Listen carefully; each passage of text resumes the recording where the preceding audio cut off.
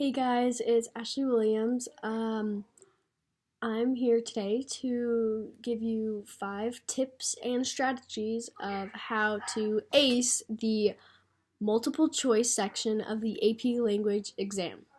So, the multiple choice section has typically between 50 to 60 questions, and you have 60 minutes to complete it.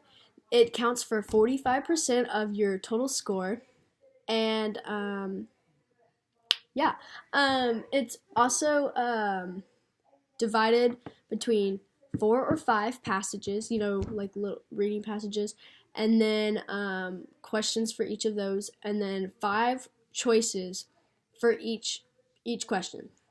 And so basically, I'm gonna give you some tips and strategies of how to ace this. Okay, so one is know the categories.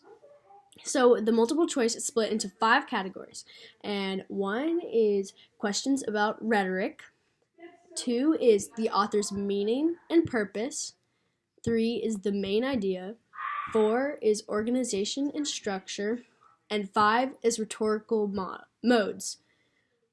So this can help you because you can cut down time that you would trying to normally just like think about the questions and figure out what it's trying to ask you.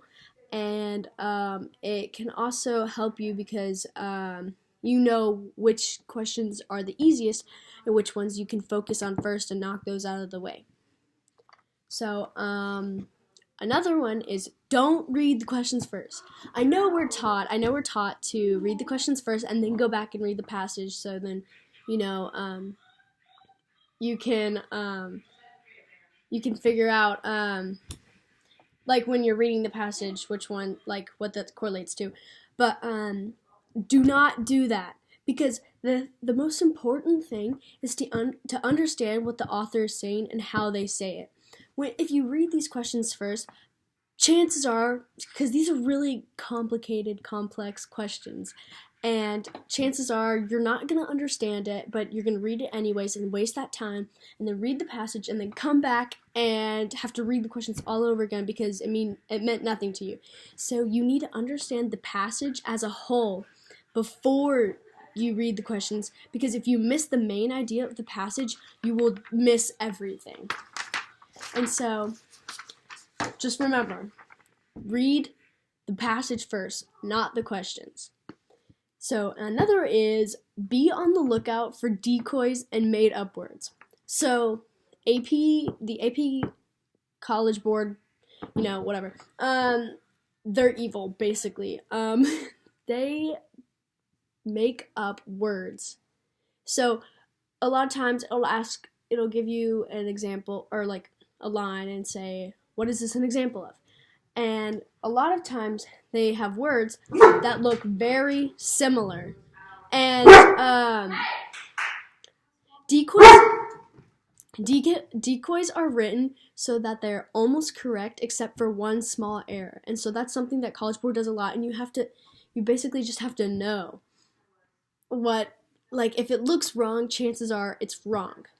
And another thing for that is, a lot of times if you're given answers and you're just stuck and you look at one, if the answer uses words such as always, never, or every, it is probably not correct, because they don't ever, absolute statements are very tricky, and chances are if you can make up a thing, if you can make up a single case that proves that this answer is wrong, then it's wrong. And another thing is, if you see an answer and you're stuck between 2 again, and one is more specific, that's probably the correct answer. So, unfortunately, like I said, the AP English writers will make up words to throw students off, which really sucks because a lot of times you just get confused because there's so many, all the words look the exact same. But, unfortunately, that's how life goes on the AP exam. And, okay, so tip 4 is educated guessing. So basically, on this one, it's okay to not finish the section. It's fine. chances are you can still get a 4 or 5, and 4 or 5s are really good. And 5 being the highest, 1 being the lowest. So you're shooting for a 5. But basically, the thing is, because you are gonna most likely get a lot of answers wrong on this. It's really difficult. I mean, not deterring you or anything. It's difficult, yes, but if you know your material, you'll be fine. But it's difficult, and so you're going to miss questions. And because of that, you don't want to leave anything blank. So basically, you have to, College Board suggests educated guessing.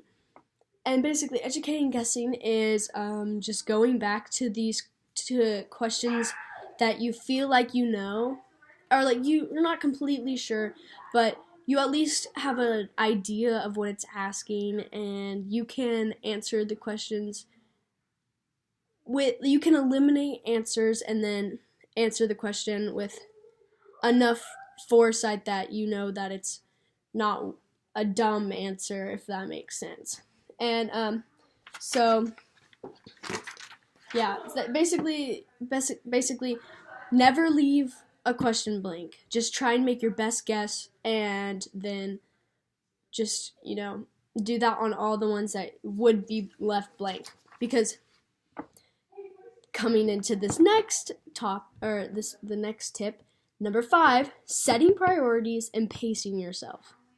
So there are going to be either 4 or 5 passages, and because of that, you have 60 minutes. So you want to give yourself around 11 to 14 minutes for each section. So I know your instinct might be to immediately go in and try and knock these all out as fast as you can and get all this stuff done.